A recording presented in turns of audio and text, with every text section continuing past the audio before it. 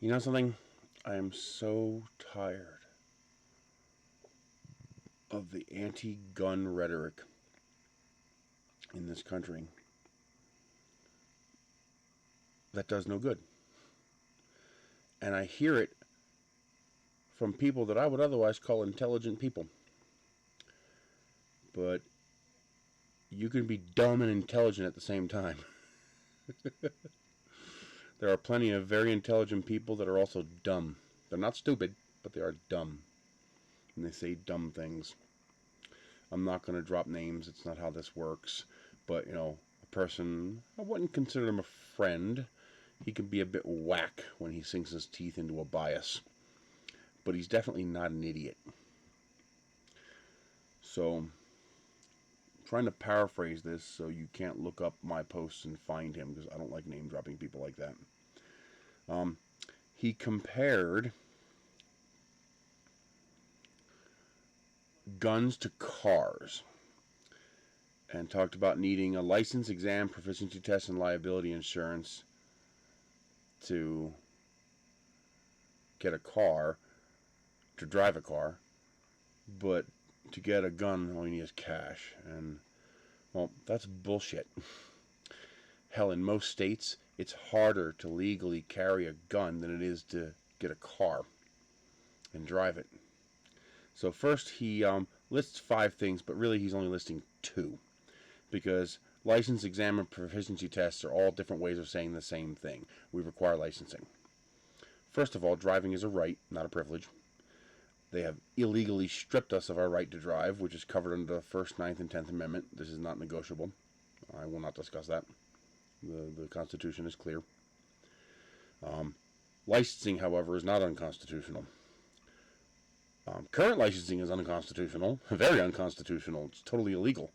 But licensing as a concept is not unconstitutional, because driving is dangerous. These are 5, 6, 7,000 pound vehicles moving 60 miles an hour or more. All right, people die when meat bags touch 5,000 pound metal boxes. Okay, you're the meat bag. Okay, so driving is dangerous, and yet we do not license in this country at all for proficiency. I mean, have any of you taken a driving test? I have. It's fucking monkey training. I mean, I can grab a fucking baboon and train him to pass a driving test in most states. I mean, you're kidding me, right? That's proficiency testing to you? We don't take proficiency testing seriously at all in this country. It's part of the reason why we have so many problems. I mean, you'll watch accidents caused by ego and entitlement. Like, things that should not be an issue. I mean, most people... Side rant. I'll make another video on driving. Because I could spend an hour talking about just that. So, what we have is licensing and insurance. We license for control and profit. That's it. Proficiency is a smokescreen that we barely give lip service to justify licensing for control and profit. Why do you have to keep renewing your license? Why do I have to renew my license every 2, 4, 8 years? Why? I haven't changed. My face hasn't changed. My address hasn't changed. Why do I have to renew my license? It's taxation. You're just being taxed over and over and over again. Some states are relatively generous with it. So, for example, here in New Mexico, I think it's $49 for 8 years. And some places aren't. It's like $47 in PA, but it's only 4 years. So you're paying $12.50 a year to have a license. That's tax. Well, we have to make sure you're safe to drive. There's no fucking test! There's no test! I literally log into pa.dmv.state.us or whatever, and I click credit card renew, and they send me a new license. Well, as you describe, person that knows me on the internet, because I don't want to drop names, all I need is cash. Next, You're talking about the difference between ownership and usage. You talk about driving a car, but then talk about owning a car. All right? Owning a car requires no licensing whatsoever. I can go to absolutely anybody in any state and buy a car without any permission, without any licensing, without any testing. And I walk into the DMV and I hand them the title and I hand them cash and the car is mine. The sole purpose of titling is to protect the car from some level of theft. And that's a valid system because I title it once and I never have to pay again. Funny that, I don't have to keep renewing my title for my car because that system actually works properly. And I also don't need a license to drive a car. I can drive a car on my property or private property anytime I want without a license. No license is required, as far as I know, in any state to drive a car. As far as I can tell, no state. Maybe there's some, but as far as I can tell, no state requires a license to drive a car. A license is only required if you want to drive the car on public roads. And guess what? You usually need a license to bring a gun on public roads too. I can get a gun without a license, a long gun, not a handgun. A handgun requires a license no matter what. But I can get a long gun in most states without a license. And I can keep that on my property. In fact, in my state, I can also keep it in my car. Car is an extension of the house here. But if I want to carry that gun on me, I require a license. We call it a CCW, a concealed carry. And my state's actually a little more strict than most states. We also require training. And that training has to be renewed. So every couple of years, I got to go back and take the training again, get updated on my training. All right, it's the reason I don't carry a gun, because I can't afford the training. It's not exactly cheap. It's like $150 a lesson. Plus, I live in New Mexico. I don't live in a dangerous country. I don't need to carry a gun. Except for one time delivering a pizza to a shady Motel 6, I've never actually felt in danger of my life anywhere in this country. Now, granted, I'm a big white dude, and that's quite different from some other people, but the point is, we don't live in a particularly dangerous country. Most of the danger is overblown, unless you live in a particular area. Then it can be pretty bad. So, we actually require stricter licensing for guns in most places than we do cars. And cars are far more dangerous. And the penalty if you violate those rules with a car are usually a slap on the wrist in most places. Unless you're a minority, then it could be lethal. But the penalties for violating those rules regarding guns is life-ending. It's usually a felony. But hey, let's compare guns to cars, right? Considering that we license for control and profit and not for proficiency and safety, so your comparison of licensing for cars compared to guns goes right out the window because it doesn't exist. In fact, I think licensing should be harder because cars are fucking dangerous. The only reason we don't have more deaths from cars is because we regulate the shit out of safety requirements for cars. So the cars themselves are safer. The cars protect us from our own stupidity and inability to drive because we don't license for proficiency and safety. We license for control and profit. Somebody's probably thinking, what the hell do you mean control and profit, control and profit? You keep saying it's control and profit. Well, it's easy. Go look up how many ways you can lose your license that have nothing to do with your capacity to operate a car safely. There's a child support payment, license is gone. Don't pay your parking tickets, license is gone. Don't pay your court fines, license is gone. What the fuck does any of that have to do with your ability to operate a vehicle safely? Nothing. It's punitive and control. And you have to keep it up to date, even though there's nothing updated. If you go to sign up for, say, open a bank account, you have to show current, valid government ID. You walk in there with a license that expired yesterday, they will not give you an account. Tell me, what the fuck has changed on that ID from yesterday to today? I can walk into a bank today, show an ID, yep, that's valid, sit there in the bank for 24 hours while they watch me sitting there in the bank for 24 hours to the next day and hand them the same ID. Nope, it's not valid. Have I changed in the 24 hours I've been sitting on your chair, your couch? Okay? It's control and profit. That's all it is. The tests are, the bare minimum, monkey testing required so that we can claim it's for safety and proficiency. But it's for control and profit. That doesn't mean licenses are unconstitutional. Driving is dangerous. But licenses should be shall issue, meaning the government should have no choice but to issue you a license on command. Do as they are told, unless they can show cause that you can't operate a vehicle safely. So if you've got a history of speeding and crashing and DUIs and shit like that, that's cause. You've proven you can't operate a vehicle safely. And let's talk about liability. Well, first of all, liability insurance, as far as I'm concerned, is illegal. I mean, the insurance industry lobbied the government to make it mandatory just for profit, so they can charge you anything they want, because there's basically no regulation on the matter.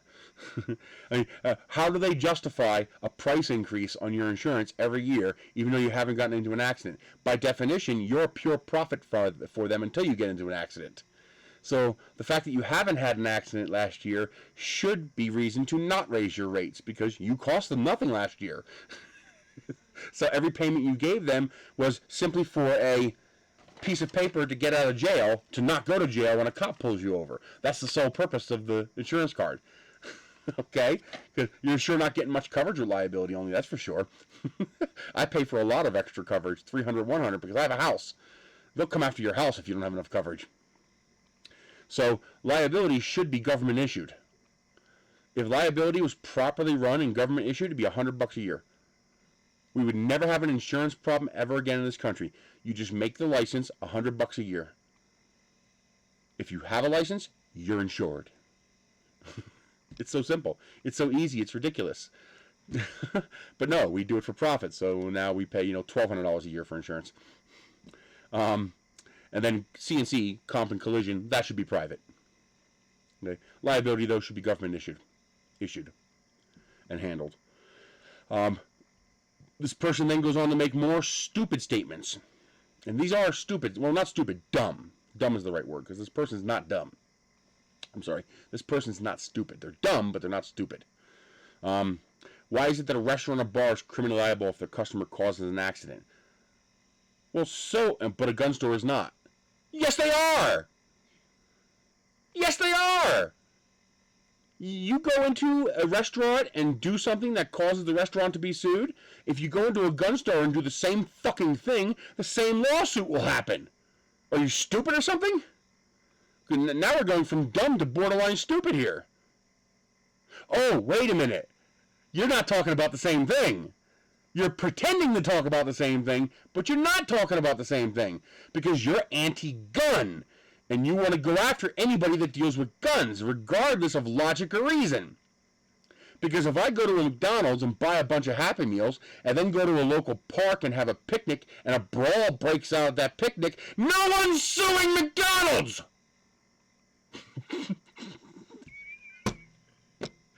Just like if you go into a gun store and buy a gun, and then go to your local elementary school and shoot up some kids because you're some fucking wacko who's mentally unstable, no one's suing the gun store.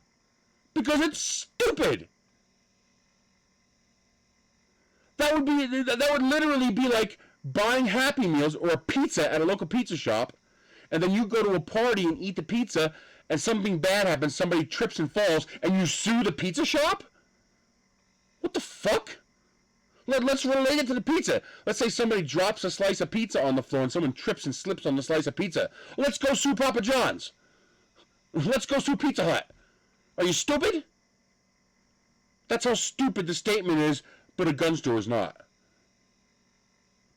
Moron! Why is it that our politicians are all bought and paid for by the real source of the problem? Well, that's the first logical thing the person said. Even though it has nothing to do with guns. I shouldn't even reply to that. What does that have to do with guns? Nothing. It has nothing to do with guns. Politicians are bought and paid for because we are a feudal nation. The United States operates under feudalism.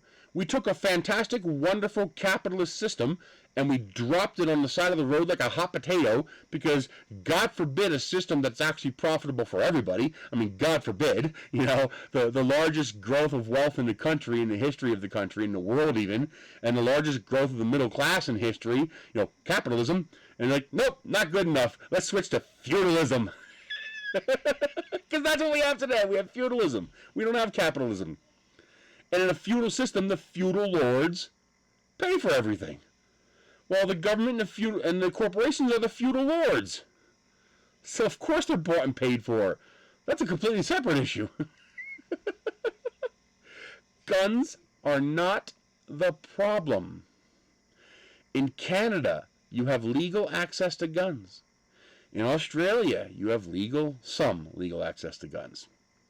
In Finland, in Norway, in Austria, and Switzerland, there's plenty of countries where citizens, I think, I'm listing some European countries, but maybe some of them are different, I don't know.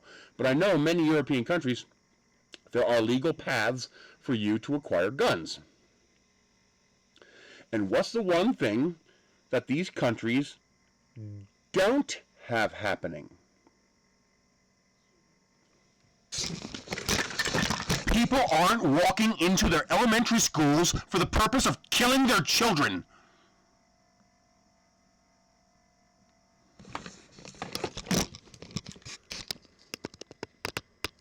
So let's make sure I got this straight.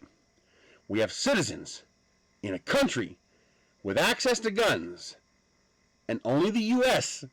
has a problem with people wanting to walk into elementary schools and kill our children. Over and over again! Well, clearly, guns aren't the problem, because they got guns too, and they don't got children with bullet holes in them. So clearly something else is going on here, okay? Now, let me give you another example of why guns are not the problem. Lock down the whole country. Turn the entire country into an authoritarian prison state where you have no rights.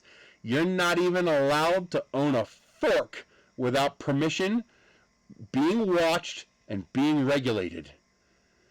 Now, at first, you might say, well, that's getting stupid. No, we actually have that. It's called prison.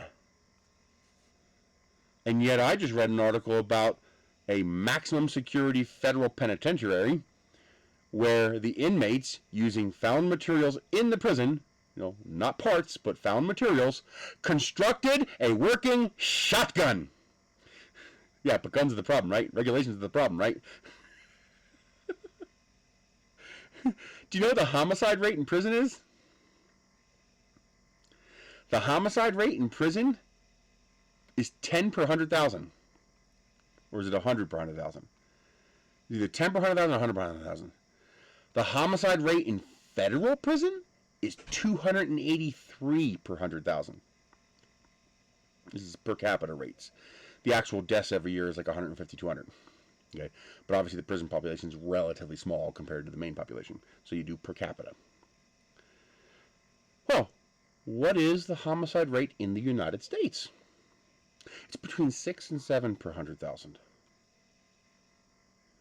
So, in the most locked down, zero freedoms, zero rights, completely regulated, monitored, with active armed guards, we have a higher homicide rate than in the general population. Well, if that ain't proof positive that regulations aren't the answer, I don't know what to tell you. I mean, prison is literally a petri dish of what ultimate regulation is. Everything's regulated. What time you get up, what time you go to bed, when the lights are allowed to be on, when you're allowed to go outside, when you're allowed to go to the bathroom, when you're allowed to eat, what you're allowed to eat, what you're allowed to have, what you're allowed to wear. Everything is completely your life is completely regulated from the first minute to the last minute of every day. And yet they have a homicide rate that makes the general population homicide rate look like a fairy tale fantasy land.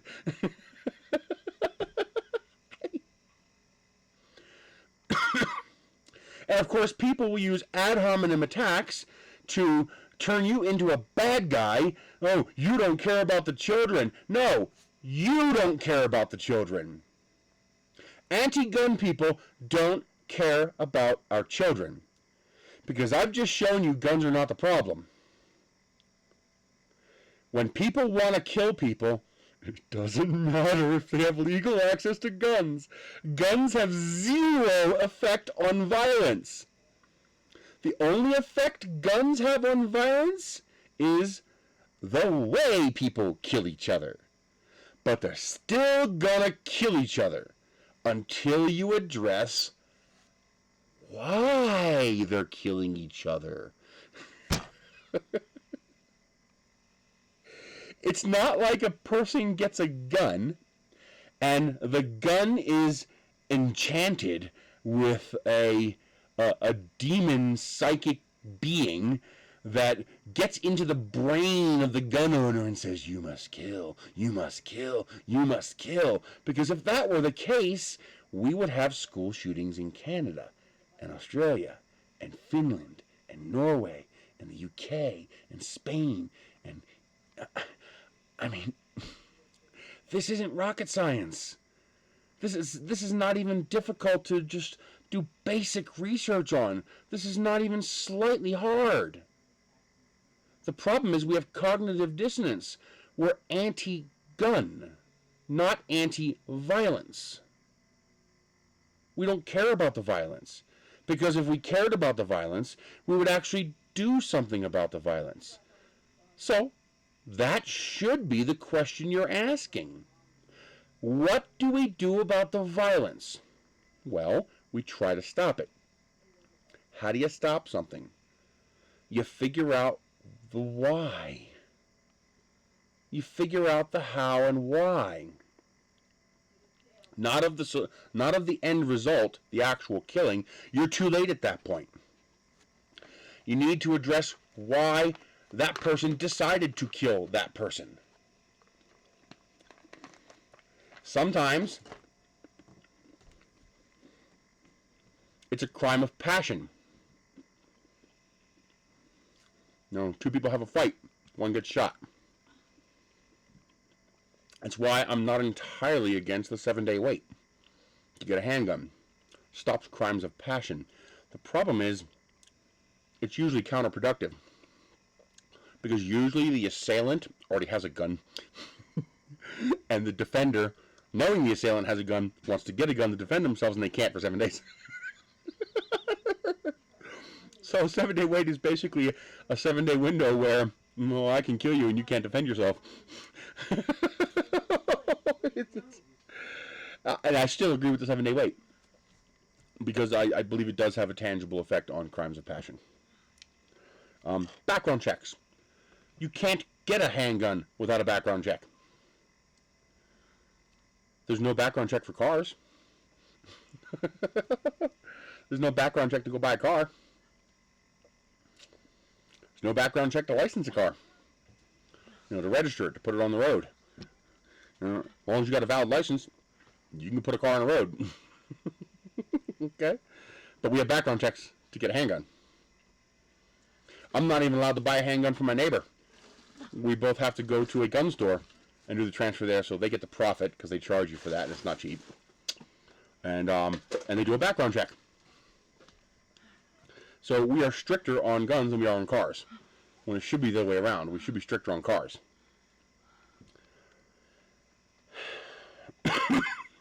So, how do we fix, not gun violence, because we don't have a gun violence problem. We do not have a gun problem in this country. We have a violence problem. The means of the violence doesn't matter. Unless the means of the violence is causing the people to want to be violent. And that's just not true. A gun is an inanimate object. It doesn't cause anybody to be anything. Okay? So, why are these people being violent? Well, we have this thing called history. Books, paper, words, logs of things that have happened in the past, learn from your mistakes, otherwise you're doomed to repeat them, that kind of stuff. So we have tens of thousands of years of history to look at regarding violence. It's actually pretty easy. And there's a pretty consistent trend that you can see historically regarding violence. Poverty begets violence. It's the number one cause of violence. The number one cause of crime in general is poverty. We live in a society where money is absolutely mandatory to survive, and crime is a pretty decent way of getting money, especially when you can't get it any other way. Okay? I mean, most people don't steal your stuff because they want your stuff. Most people steal your stuff because they want to trade your stuff for money so they can get the stuff they need. Because that doesn't justify it.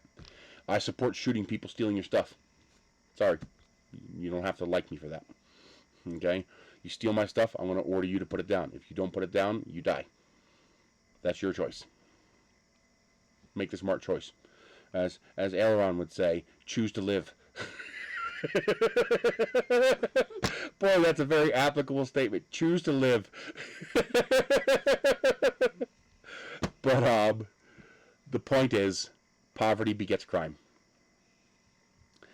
Well, clue in for you. Most people aren't aware of this because most people are secluded and sheltered and don't understand or grasp reality to its full extent. Me to some extent as well. I am well below the poverty line in income, but I am probably at the median as far as personal wealth. So, for example, I have one of the biggest cheat codes a person can implement. I own my home. So I don't have to pay rent. Except government rent, property taxes. More theft. But poverty is the biggest contributor to violence. You can see a direct, inarguable correlation between the level of crime and the level of poverty in a society. The less poverty we have, the less crime we have. The more poverty we have, the more crime we have. As people get poorer, poverty goes up and crime goes up with it. So you have other issues as well. You have incarceration rates, out of control police and politicians targeting the people who are poor, keeping them poor. Please, Michelle. What? Don't what?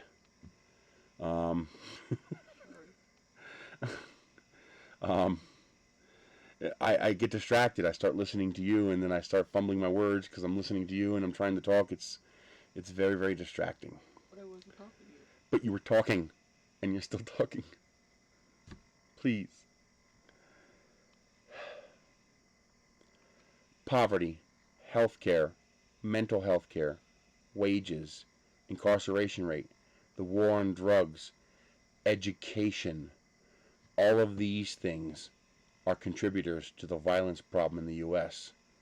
If you look at all of these other countries that have access to guns and don't have people wanting to kill children in elementary schools, look at the differences between those countries. They have lower poverty. The poverty they do have is supported much better than it is here in the U.S. They have better education. They have better mortality rates. They have a better criminal justice and incarceration system. They have better laws regarding things like drug wars that they don't have. It just doesn't exist in other countries like it does here. They have a better education system overall. Not just schools, but what they teach in the schools. Real education instead of indoctrination and hyperpolarization. They have more than two political parties. There's sanity in their politicians, and they still have corruption too, but less of it than here. And there's more consequences there. When their police screw up, there's consequences. When their corporations screw up, there's consequences. Stuff that just doesn't exist here. When you start looking at it, you begin to realize that, That's the reason they don't have people shooting up children in elementary schools. That's why. Because their people are better off. Their wages are higher. Their poverty is lower. The poverty they do have isn't life-ending like it is here. The education system is better. The policing is better. The government is better. I mean, everything about it is better in some way. I mean, people talk about a mass exodus of citizens leaving the U.S. to other countries. Yeah, no.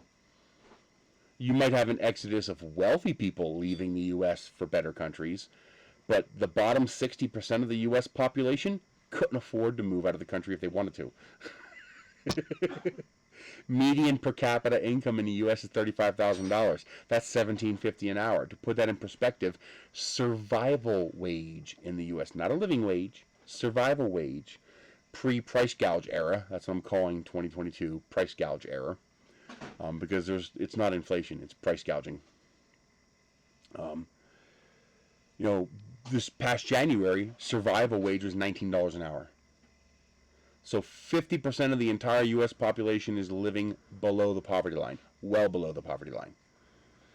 The minimal welfare, working multiple jobs, and massive implementation of cheat codes is the only reason we don't have mass riots in the street.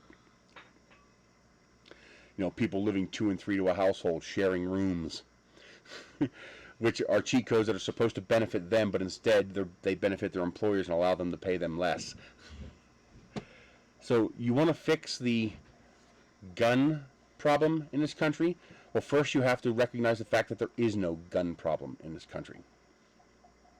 Could we use some better regulation around guns? Probably. But as long as you keep passing or attempting to pass regulations that are thinly disguised confiscation laws, you're not going to get support for them. Except by gaslighting people into thinking guns are the problem, while not actually addressing the actual problems that cause the violence. Again, 283 per 100K more homicide rate in federal prisons. It doesn't get more regulated than a federal prison. And yet they have a mortality rate that's, 300 times higher than outside? Homicide rate, not mortality, homicide. All right, so clearly more regulation is not the answer. I'd like to see some regulation. For example, one of the largest contributors to gun deaths of children is actually family deaths, accidents. Mishandling a gun or a kid getting a hold of a gun, meaning not even a crime. It's not a homicide. It's not someone who wants to kill someone. It's an accident. It's poor training, all right? Poor discipline. Gun regulations to help with that? Sure. How about passing a regulation that offers or even makes required a free training and education course for anybody wanting to buy a gun that hasn't bought one before or hasn't gotten the training before? How about that? Not a restriction. Educate and train them. Make it mandatory. But educate and train them so that they're less likely to have that problem. Okay? How about fixing mental health? We take mental health as a joke in the U.S. Hang on. I want to make sure I get the number right.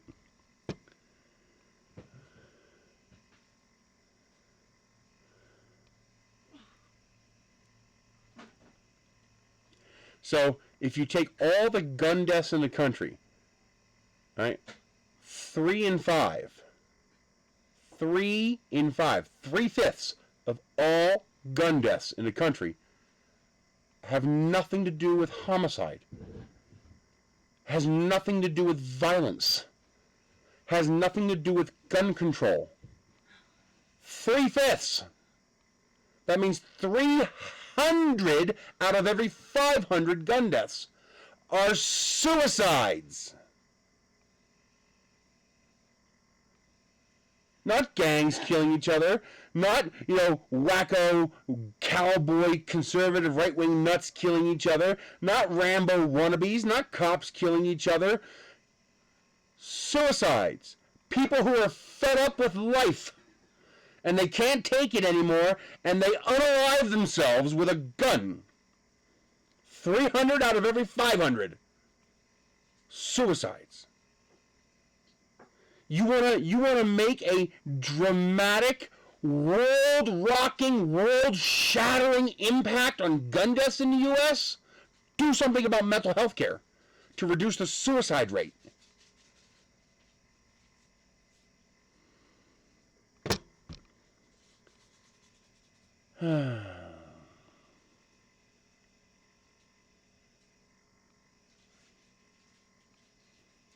Here's another, a newer statistic. The statistics depend on what year they're recorded. These numbers can vary quite a bit. Gun deaths in the U.S. are extremely tiny. They're very small. And when you're dealing with small numbers in a very large population set, that can cause the values and percentages to jump around by quite a lot. Like, for example, only about 150 cops are killed every year. 2/3 of them are accidents. So roughly 50 cops are killed by homicide every year. It's a very safe job, considering it's like number 18 out of 20. The guy who delivered your pizza, he's doing the 5th most dangerous job in the country. Okay? But if I, add 10 deaths to cops every year, that's going to have a big impact on their percentage. Because, 10 is a lot of 50. Okay? So gun deaths are very small, so it doesn't take much to make it jump around. But here's a 2022 stat from Pew Research. It says 54% of all gun-related deaths in the U.S. were suicides, 24,292, while 43% were murders, 19,384. That's in a population of 330 million people. Okay? So you want to have a huge impact on gun deaths? Fix mental health. Fix poverty. Institute national health care. Universal, unquestioned, across-the-board health care. Institute a living wage. Make it mandatory. Okay? And you'll see gun deaths drop to next to nothing. Because it's amazing. When people have something to live for, they tend to want to live. What a concept! When it's easy to get a job that actually pays you enough to be able to pay rent, buy a house, and feed your family, it's amazing. Crime is so much less appealing then. End the war on drugs. Amazing. Within a couple of years, gang violence will drop to nil.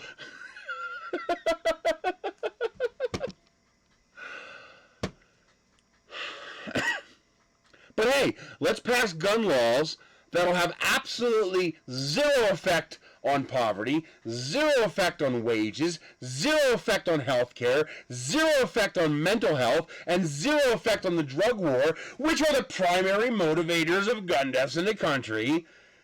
And then we wonder why nothing happens, except law-abiding citizens can't get guns. You pass a law saying I can't have a 30-round magazine. Guess who's the only people who are going to be impacted by that? Because I'm a law-abiding citizen. So obviously I'm not going to buy a 30-round magazine if I can go to jail for it. Do you think what are they?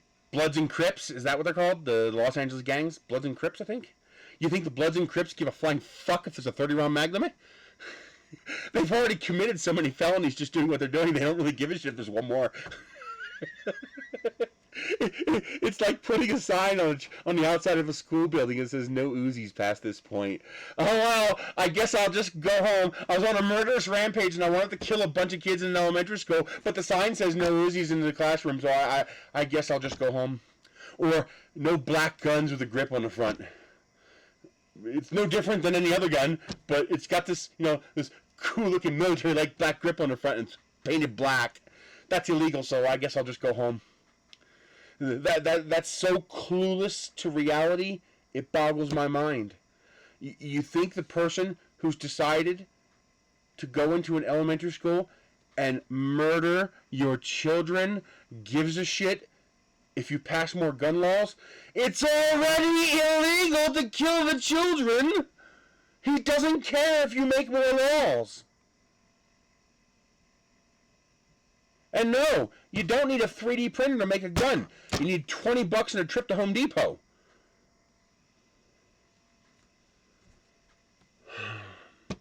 You know, the most lethal mass shooting in the United States, you'll have to check me on this and verify this, but I believe it was in Texas. The guy was in the clock tower, killed 54 people on campus with a single shot bolt action 22.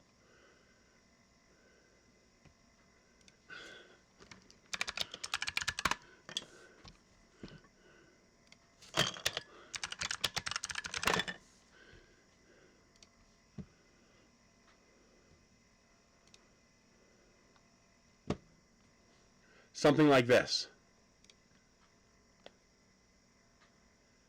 You know, a $200 hunting rifle, a 22 plinker, all right? Something like this. Just a simple 22 caliber bolt action rifle, something like this. Is that this one's got a magazine. His didn't even have a magazine. His is a single shot bolt action. So each time he cycled this bolt, he had to manually stick another bullet in the chamber. But hey, scary black guns with little accessories attached to it. You know, we're going to call them assault rifles.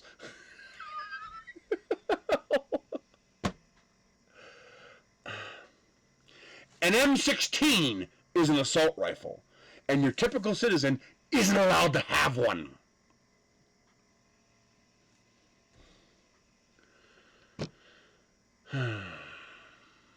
Questions or discussion? Ask down below.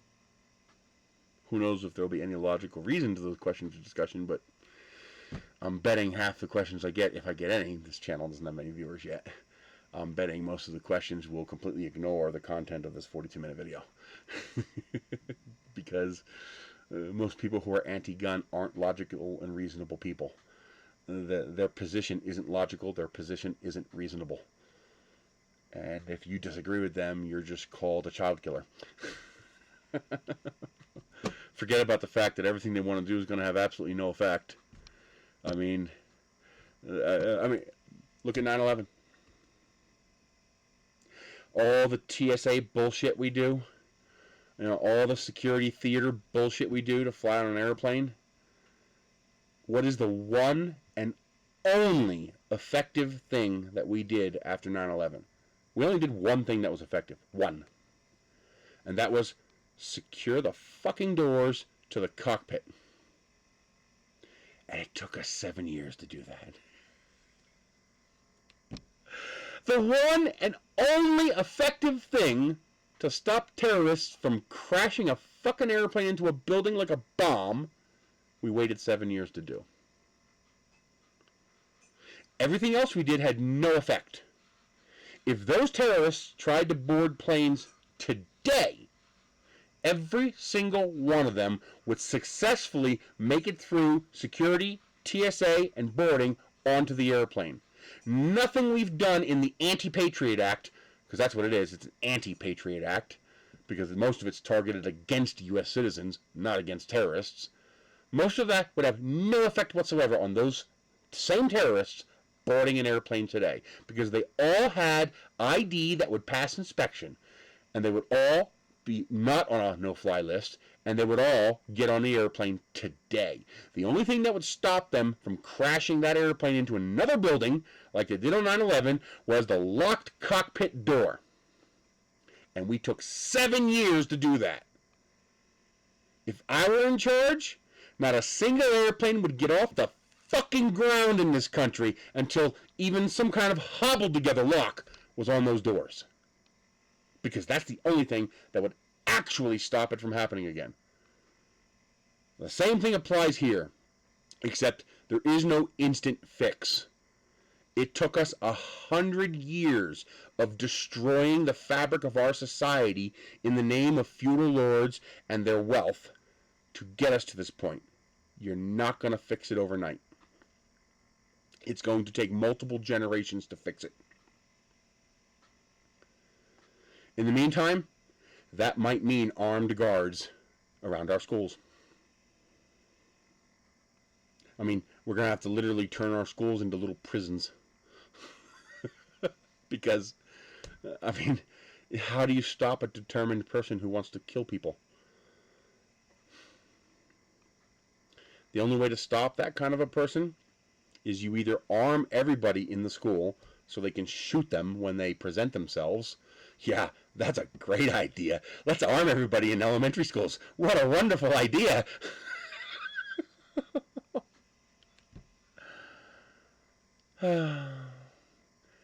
But the only way to fix that is to fix what is causing these people to want to do this.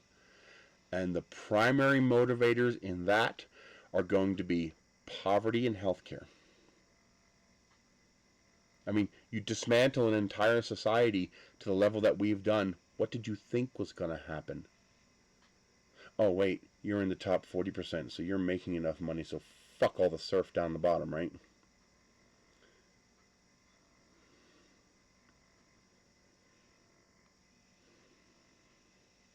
God, this country is so screwed.